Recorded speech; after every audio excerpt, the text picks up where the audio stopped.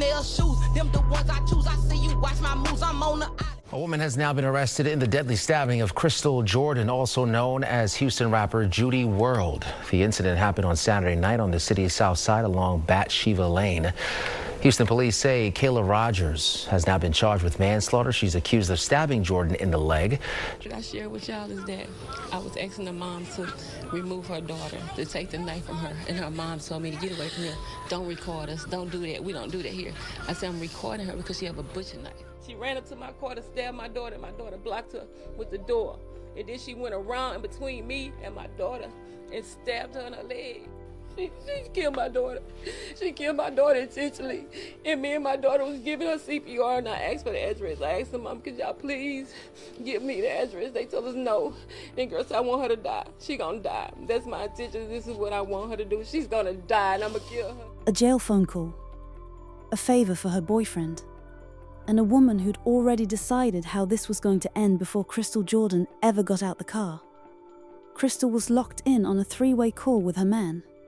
He's locked up, he needed something from his mama's house, and Krystal, being the girlfriend, being the one holding it down while he's away, said she'd go grab it. That's it. That's the whole plan. Saturday morning, her own mother in the passenger seat. A normal errand, the kind women do for their men in jail every single day without a second thought. She didn't even get out the car good, because by the time Krystal was stepping out of that vehicle, Kayla Wynita Rodgers was already walking outside to meet her. Not with words first, not with a conversation first, with a butcher knife already in her hand, like the decision had been made before Krystal's door was even fully open. Krystal's own mother started recording, not because she thought her daughter was about to die, but because she saw a woman standing there with a knife and knew she needed proof of whatever was about to happen next. She had no idea whatever was about to happen next meant she'd be the one giving her daughter CPR in the middle of the street 20 minutes later. Something happened between these two women before that Saturday morning.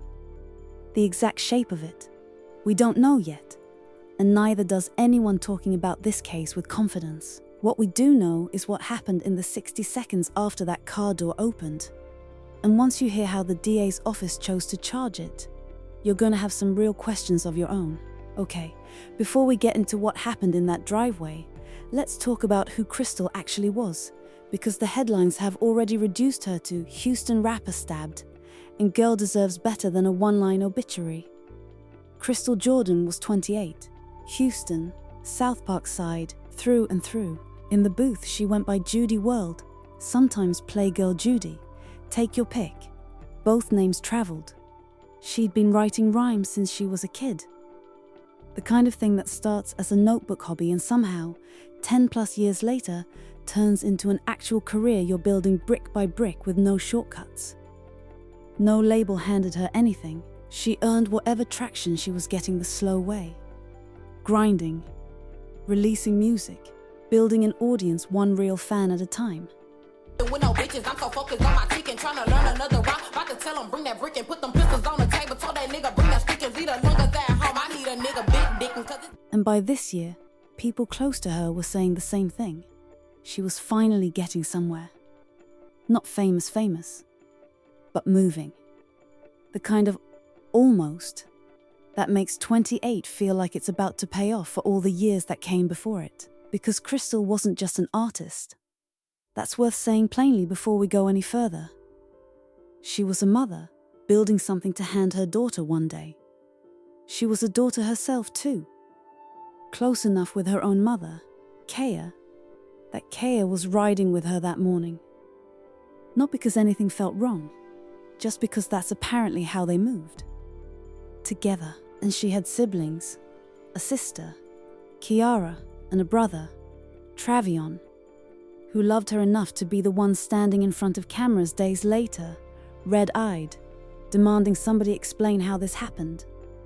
And can we talk about Houston's independent rap scene for a second, because it matters here. Nobody blows up overnight in that city. There's no viral shortcut, no algorithm fluke that skips the line. It's word of mouth, it's local shows, it's grinding block by block until people outside your zip code even know your name exists. That's the lane Krystal was in. Not an overnight sensation. Just years. Actual years. Of putting in work in a city that makes you earn every ounce of attention you get. Krystal's boyfriend. The reason she was even at that house is somebody we'll circle back to, because at the time all this happened, he wasn't even there. He was incarcerated, which is exactly why Krystal was on that three-way call in the first place. Him on the phone from jail, his mother on the other end. Krystal doing the very unglamorous, very unromantic work that comes with loving somebody who's locked up. Running errands, picking things up, keeping his life together from the outside while he can't. And look, say what you want about that setup. I'm not here to grade anybody's relationship choices. But Krystal drove to that house doing somebody a favor. Not starting anything. Not looking for problems. Just doing what she said she'd do. Which brings us to Kayla Wynita Rodgers, 28 years old, same as Krystal. Kayla's connection to all this is through blood, not romance. She's the sister of Krystal's boyfriend, which means on paper, these two women should have had zero reason to be anything but cordial. In-laws, basically. People who see each other at holidays and mind their business the rest of the year. That is not how this went, because whatever history existed between Krystal and Kayla before that Saturday morning, and something clearly did, none of the family members talking to press have laid out the full timeline of it publicly, and neither have police. What we do know, confirmed by Houston PD directly, is where this ends up. A residence on the 11900 block of Bathsheba Lane, just before 10 in the morning, and a woman walking outside to meet Krystal's car with a knife already in her hand. That's where we're headed next. And trust me, it does not slow down from here. So here's the setup. Krystal pulls up, Mama's beside her, and this whole thing is supposed to take 5 minutes. Knock. Grab the bag. Get back in the car. In and out. The kind of errand you don't even bother changing your outfit for. Except Kayla's already outside before Krystal's even made it to the door good. And she's not walking out empty-handed. She came outside with a butcher knife. Intentionally, she said, I don't want this bitch over here because I'm finna kill her because this is what I want to do. A butcher knife. Outside. In broad daylight. On a residential street. Over an errand. Not a burglary. Not a home invasion. A pickup. Kaya's phone goes up almost immediately. Not because she thinks her daughter's about to be hurt, but because any mother with sense knows to start recording the second a knife shows up in a conversation that didn't need one. And here's the part that tells you everything about how this family handled it in the moment. Roger's own mother is more bothered about the camera than the knife. She's asking them not to record. Not asking her daughter to put the knife down. Priorities. Kia keeps asking, remove the knife. Remove your daughter. Let's not do this. Nobody removes anything. Krystal gets back toward the car, because at this point the plan has officially changed from pick up the bag to let's leave, and leaving should have ended it right there. It didn't, and here's the detail Krystal's family keeps circling back to, because it's the one that doesn't sit right. Kayla didn't step outside to see what the commotion was. She came out already holding a knife, before there was even an argument to have. Maybe that's old tension between them that never got resolved. Maybe that's someone who genuinely convinced herself a fight was coming and armed herself first. Either read you land on. Neither one makes the next 60 seconds any less avoidable. She ran up to my car to stab my daughter, and my daughter blocked her with the door. And then she went around in between me and my daughter and stabbed her in her leg. According to Kaya, Krystal used the car door itself as the only shield she had, swinging it toward Rogers, trying to get back inside the vehicle. It didn't hold. Rogers came around it anyway and stabbed Krystal in the leg. Now, a leg wound doesn't sound like it should be fatal, and that's exactly the kind of detail people get wrong when they hear stabbed in the leg and assume it's not that serious. It is that serious. The leg carries the femoral artery, one of the largest blood vessels in the entire body. And if that's what's hit, Someone can bleed out in minutes, not hours. That's why paramedics treat a lot of blood, fast, as an emergency on the same level as a gunshot wound, even when the injury sounds survivable on paper. Krystal's mother did everything in her power in those minutes. Pressure on the wound, trying to slow the bleeding. The kind of thing you only really know how to do right if you've had training. Kia has that training. She works in healthcare. She knew exactly what she was looking at, and she still couldn't stop it fast enough on her own. A woman is bleeding out in a driveway. Her own mother is begging for the literal street address so paramedics can actually find them. And what she gets back, allegedly, is someone telling her she wants Krystal to die. That's not panic talking in the heat of the moment. That's someone stating a decision, out loud, in real time. I'm screaming, help, please, help me, somebody please help me. My daughter's dying. I'm calling 911. I can't give an address because they refuse to give me an address. A man from the side house came to give me an address. And that's how they started coming, but it delayed the care. It delayed the process. By the time an address finally gets out and help arrives, Krystal's already unconscious. Paramedics get her to the hospital. It's not enough. Krystal Jordan, Judy World, is pronounced dead shortly after. 28 years old, gone over an errand. Houston PD's own account of what officers found lines up with the families, which, let's be honest, doesn't happen in every case we cover. Officers arrived and found a bystander already administering first aid. That bystander was Krystal's own mother, doing everything she could before help even got there. Houston Fire Department paramedics transported Krystal to a nearby hospital. Rodgers, meanwhile, didn't run, didn't fight, stayed right there at the scene and let officers detain her without incident, which, depending on how you want to read it, is either the one responsible thing she did all day, or just a woman who'd already gotten exactly what she said she wanted. She was booked into the Harris County Jail. HPD's Homicide Division, specifically Sergeant C, LaFour and Detective E, Camacho, caught the case. Now here's the part some true crime content usually skips, and it's worth knowing. Homicide detectives don't just slap a charge on whoever was standing there holding something sharp. HPD builds the case file first, witness statements, physical evidence, whatever's been recorded. And then that file goes to the Harris County District Attorney's Office, who actually decide what gets filed. That back and forth is exactly where manslaughter came from instead of something heavier. And it's exactly what Krystal's family pushed back on. Now, I know this part of the story is about to make some people mad, and I mean that in the grab your popcorn, get ready for the comment section kind of way. Kayla Wynita Rodgers was charged with manslaughter, filed in the 338th Criminal District Court.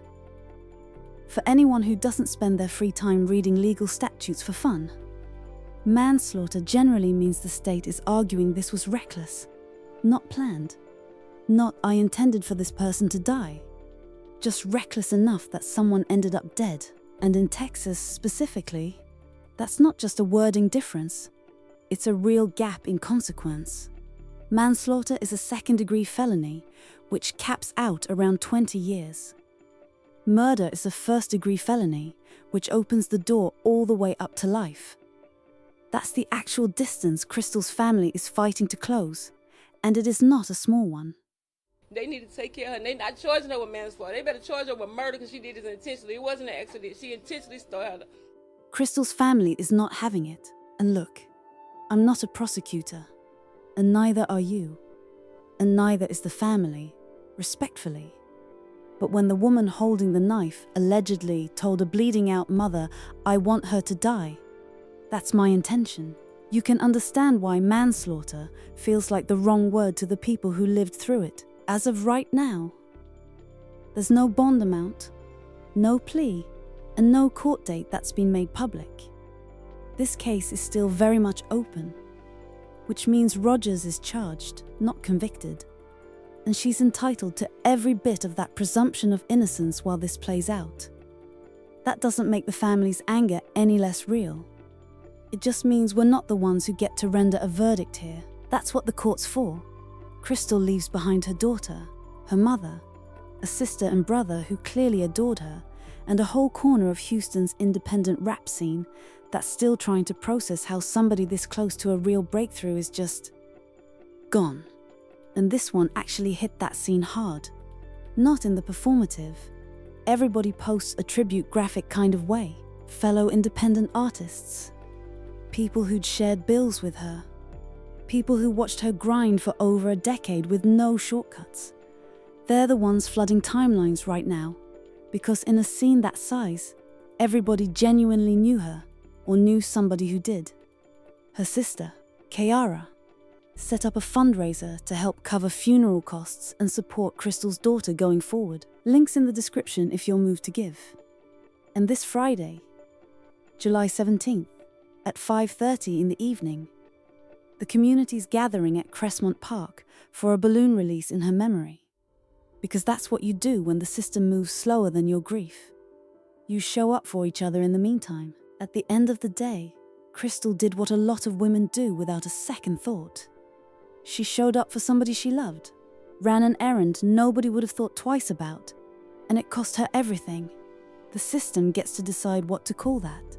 Her family already knows what they watched happen in that driveway. So I'll leave you with this. If you were sitting on that jury, hearing exactly what Kayla allegedly said before, during, and after, are you seeing manslaughter? Or are you seeing something else entirely? Drop it in the comments, because I already know this one's about to get heated. So, walk me through what happened the night your daughter was stabbed. The night my daughter was stabbed, she went over there with good intentions to go get something for the guy that she was dating from the mom. She went over there to talk to the mom because she had him on the three-way on a jail call. And the daughter came outside when she opened the door and seen my daughter there. She came outside with a butcher knife. Intentionally, she said, I don't want this bitch over here because I'm finna kill her because this is what I want to do. She killed her on an act of jealousy. Jealousy and bully, that's not the way to go. That's the worst thing in the world now. You intentionally killed my daughter in front of me and her daughter. Okay, and I asked the mom to just remove your daughter, help us. Get this knife away from her. She didn't want me to record anything I was recording, to tell her to get your daughter. And then the mom did get on the phone and talk to her son, and her son was telling her what he wanted her to give to my daughter. And as we proceed to get the phone, and I put my daughter in the car, the girl kept running up to my daughter. She's trying to stab her. So I'm going to kill this bitch. I'm going to kill her. I'm going to kill her. This is what I want to do. I don't like her. I'm going to kill her. And you took my daughter from me. You took my daughter from her daughter, her mama from us. That's not right. You intentionally killed her. You did what you wanted to do, and you need justice for what you did. I can't put justice on you. Only the system can put justice on you. They need to take care of her, and they not charging her with manslaughter. They better charge her with murder because she did this intentionally. It wasn't an accident. She intentionally started her. She ran up to my car to stab my daughter, and my daughter blocked her with the door. And then she went around in between me and my daughter and stabbed her in her leg. And she started good. She hit an artery. Me and my baby was trying to stop the bleeding. We putting pressure. We put pressure on it. We trying to stop my baby from bleeding. She took out my daughter from us. She took my baby. She broke my puzzle. I had a piece of puzzle that was mine. That was my boat back. It didn't belong to nobody else. It was different. It was natural. It wasn't natural. She started. And she killed my daughter. She killed my daughter intentionally. And me and my daughter was giving her CPR, and I asked for the address. I asked them, Mom, could y'all please give me the address? They told us no. Then girl said, I want her to die. She gonna die. That's my intention. This is what I want her to do. She's gonna die, and I'm gonna kill her. And me and my baby, my grandbaby, we was doing CPR on her. My daughter said, I love you, Mama.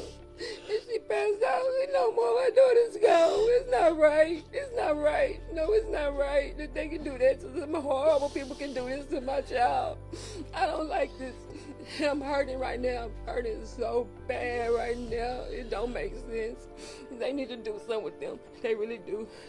And I can't get my daughter back. Her daughter gonna go to jail. Guess what? When her daughter get out, she's still gonna have her child. I'm not gonna have my child. I'm not gonna see my child. I'm not gonna see her no more. That's it. It's over with. What was your reaction when you found out that the woman police arrested is charged with manslaughter? I'm upset. I just found out, right? I'm upset because it wasn't manslaughter. She needed to be charged with murder. She intentionally killed my daughter. It wasn't a motive of why she did it. She was jealous. She was jealous. She didn't want her here in this world, and she stated out her mouth, "I'm jealous." She didn't. I want to kill your daughter. I don't like her. And what's your reason? She couldn't give us a reason. She don't have a reason not to like her. And for her daughter, for my grandbaby, to be sitting here putting CPR on her own mama with me, that's not fair. It's not right. And to kill my daughter in front of us, especially her baby. This is her baby. She only 10. She got to go through this for the rest of her life. The rest of her life, she got to go through this. But what that girl don't understand, she laughed about it. And maybe if I had some help, I'm screaming, help, please, help me. Somebody, please help me. My daughter's dying. I'm calling 911. I can't get my address because they refuse to give me an address. A man from the side house came to give me an address. And that's how they started coming. But it delayed the care. It delayed the process. I work in the hospital, yes. I'm a nurse, yes. I did what I could do and what I was supposed to do. But I need help. I needed help to save my daughter. And she took her from us. She took my daughter, intentionally took my daughter. And my daughter was innocent. She was innocent. She went over there on innocent. Everything she went over there was on the innocent. It wasn't on nothing. It wasn't on no negative. It wasn't on no fighting. She don't even know why the girl just bullied her and hated her so much. And I need to know why she hated her, why she bullied her. Because she got fame. She fame. My daughter's loved. She got a good personality. She loved people. People love people. And this other lady, people hurt people. That's her motto. People hurt people. Hurt people, hurt people. And it ain't right. What is in the video that you shared with us that you took on your phone? The video that I shared with y'all is that I was asking the mom to remove her daughter, to take the knife from her. And her mom told me to get away from here. Don't record us. Don't do that. We don't do that here. I said, I'm recording her because she have a butcher knife. It's protect us. If y'all say we came up with anything, it's a protection recording. But she would not remove the knife from my daughter. From this girl. She would not take the knife from that lady. She just told me to get on and go ahead. And then she laughed. You have a dog that came out, and the dog tried to bite us. And she said, oh, my dog tried to bite y'all, just like my daughter trying to get y'all. And I said, it's not nice. It's not funny at all. You took my daughter from me. My daughter's gone. My heart is broken. My soul is hurt. I don't even know what else to do, what to think.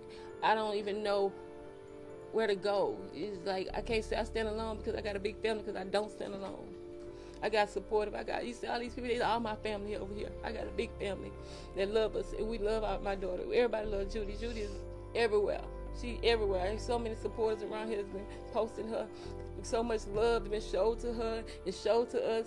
So many people have came to me, gave me hugs and gave me support. But guess what? It's not going to bring my daughter back. But I love it. They are supporting us. I love it. Well, we learned she's a well-known rapper in this area and has a passion for music. When did that start, and what's the legacy she leaves behind? She's a rapper. Yeah, she started doing this about 10 or 11 years old. She started writing out her raps and start performing everywhere. And when she started getting older, she started performing. People was calling her. She even went to try to get on Baddies and stuff, and she was supposed to be performing on Baddies and stuff. I don't know what else to say.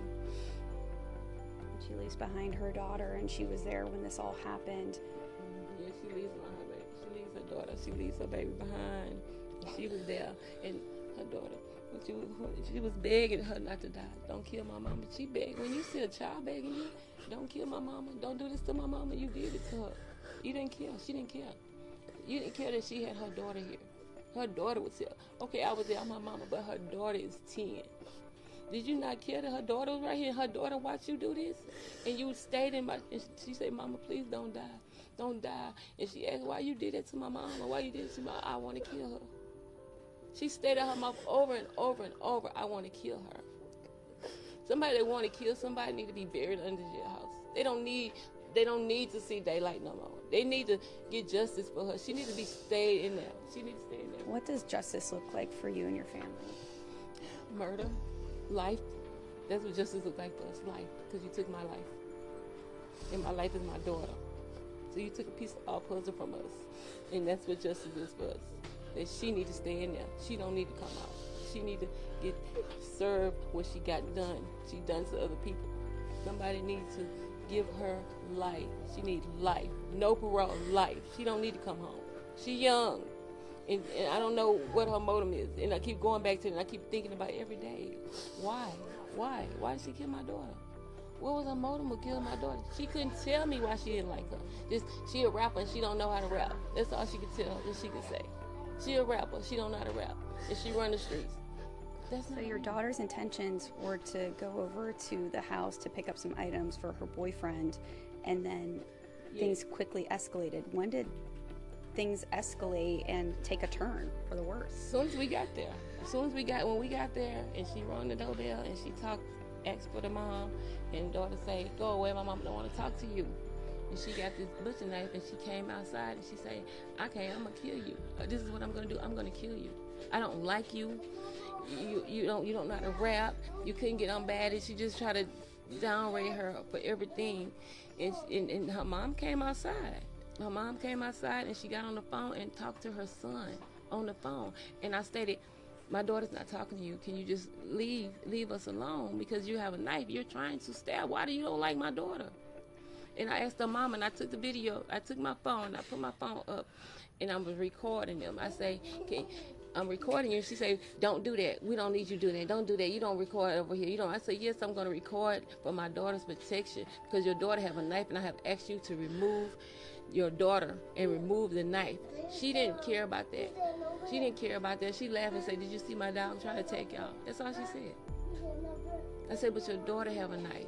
Can you please remove your daughter?" I removed my daughter. And my daughter, I didn't even have to remove my daughter. I asked her to sit in the car. She went and sat in the car. And the girl was behind me like she was going to stab me. And it's my daughter told me to move, Mama. And I moved out the way, and I stood to the side. And my daughter sat down. As soon as my daughter sat down, she ran up to the car. And my daughter pushed the door to block herself. And she went around the door, came between us, went around the door and just reached over and stabbed her. And said, "Now I got you. I hope you die. I got you." And my attention, I left off of her. I didn't care about this girl no more. I was trying to get my daughter, save my daughter's life. I was putting pressure on her leg. I got my work jacket. I wrapped her, tied her legs real tight, and stuff. My daughter say, "Mama," she looked at me. She said, "I love you. Just hold your arm. Just hold your hand right here. Please hold your hand right here." And I put more pressure and more pressure. And then she fell back, and me and my granddaughter, we started doing CPR on her. We started doing CPR like never before. We did it until they came, and I screamed. I was telling my daughter is dying.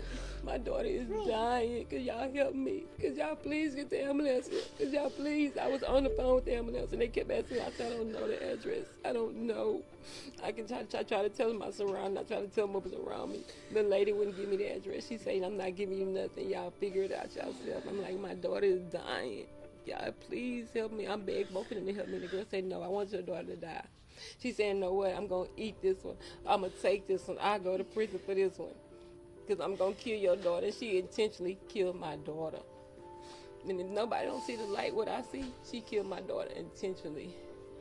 Me and my grandbaby witnessed this. We was there. And she stabbed her. And the man, like I tell you, the man that came from the side, she was screaming the address. Because I was able to get the address out to the police, and they finally came. They came. I knew it was already too late. They took my daughter and said it wasn't, but it was. I've seen this. I've worked with this. I know. And it's me trying to work on my daughter. It's not fair. It's not right. And we did everything we supposed to do. We did everything. We did CPR right. Even my grandbaby did CPR with me. We took turns and we did it together. I'm breathing. I want to let go. I feel her squeeze in my head. She let go. She was gone. She said my mom was squeezing her hand and she just wouldn't let her go. I don't know what else to say. I just want justice. I just want her to get what she deserved. She need to get what she deserved. They need to charge her right, not manslaughter. She need to be charged right because she murdered my daughter intentionally. Like she was nobody. Like she, I don't even know. Like I don't know. No, I know that was difficult, and I appreciate you guys sharing with us your experience that night. What was your daughter? from South Park She's from area? South Park area. She's well known from South Park. She's well known. Yeah, maybe we can talk about that more with you, about like her passion for music and how the community's been so supportive of you and your family. Let me make sure I get your names before we start interviewing him. Okay, what was your first and last name? It's K-E-I-A. And your You can use Jordan. It's fine. okay. And then for Krystal Jordan, she was 28 years old. And yeah, well, so you'll look at me. How did you learn about your sister's stabbing? Well, my youngest sister from the middle sister, which is Kiara, she called me and told me that my sister had been stabbed and she's bleeding out. So that's how I noticed, and then I came over to the scene. It was so much blood everywhere when I got there. It looked like almost like a half a bathtub full of blood, just immediately just everywhere. It was all over the Crocs everywhere, and that's what made me think, oh, did I lose my sister, because she wasn't irresponsible. When I got there, she was gone, and I just seen the blood.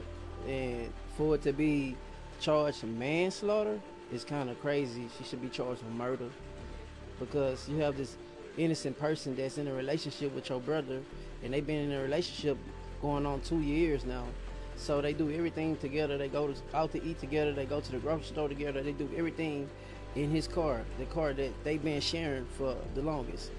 And he ended up going to jail, and he called her from the jailhouse. He's like, can you go pick the car up so you can use the car, go run your errands? So when she got there, the mom was talking to the son, and he was telling her to let him use the car, but the sister, she was, I don't know what, if it's jealousy or what, but she was just envy, like she just had it. I think it was premeditated, because I say it was premeditated because she knew that they was coming over there to get the car, and her brother told her to come get the car because they was already in a relationship. So you already had it planned in your head that you knew that they was coming over.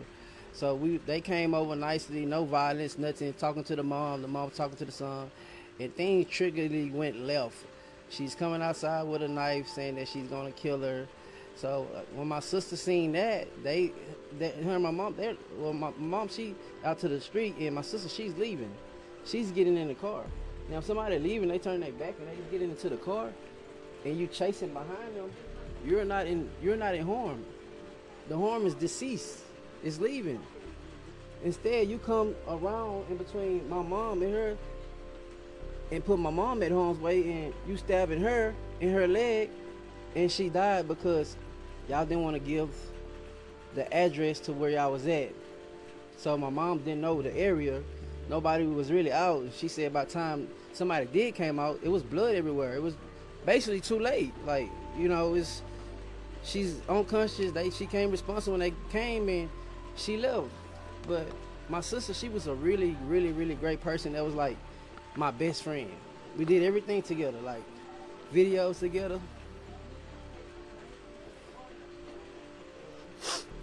We did songs together. We did everything. Like, she called me every day, check up on me, make sure I was doing good. I would make sure she was doing good. She would ask me, do I need some money? I would ask her, do she need some money? And we would just look out for each other, make sure the kids was good, make sure everybody ate. We was a real tight family, and she was just for the community. Everybody in the community loved my sister. They loved her. She was a very inspired person. She inspired people. She made great music. She was a great rapper. She's a great Houston labor actor. Playgirl Judy, that was her rapper name. She was great at what she did. She loved music, and she was actually had a good career where she was taking off and supposed to be going to baddies, and she missed a flight, and she was really doing positive things in her life. So for them to give the other lady manslaughter, I'm clueless. How did you get manslaughter if somebody is leaving and you chasing them down and stab them? What do you want people to remember most about your sister? I want everybody to remember about my sister that she loved everybody, even though we sad and crying that she's gone, but we know she's in a better place. She's with the Most High, and she's watching over everybody that love her, and she appreciates y'all. And she really wouldn't want us to cry at this moment because she's in a happy moment right now. She's in paradise. She wouldn't want us to cry, but we love her so much, and she so positive to everybody. She's always helping out. I just want everybody to know that my sister love y'all, and she appreciates y'all support, and the family appreciates y'all support. How has the community been supportive during this difficult time? Since this happened, it traumatized the communities. Everybody is shocked, lost for words, can't believe it. Everybody still don't think it's real because the funerals haven't came, and people are really lost. They just can't believe it because a couple hours before she was just talking to so many people, and it was like, I just got off the phone with your sister at 5 o'clock. Oh, I can't know you lying. Tell me you lying. Like, why would you say that? You lying. And she really put on for Houston, southeast of Houston, South Park. She really put on for the music, for the female culture as a female rap artist. She really inspired the community that you could be anything in this life if you put your mind to it. What questions do you still want answered from investigators? I still want to answer, how could y'all give someone manslaughter if somebody premeditated knew that this person was coming over to receive this card, that they was in a relationship, murder because they was leaving the scene, getting back into their car, and you come stab them while they in their car. So it wasn't no harm brought to you. You brought harm to them because they getting in the car and leaving. So how is that manslaughter? I just really want to know the questions to that. And how have you and your family been coping through all of this? I'm numb to the scene. I'm numb to the situation.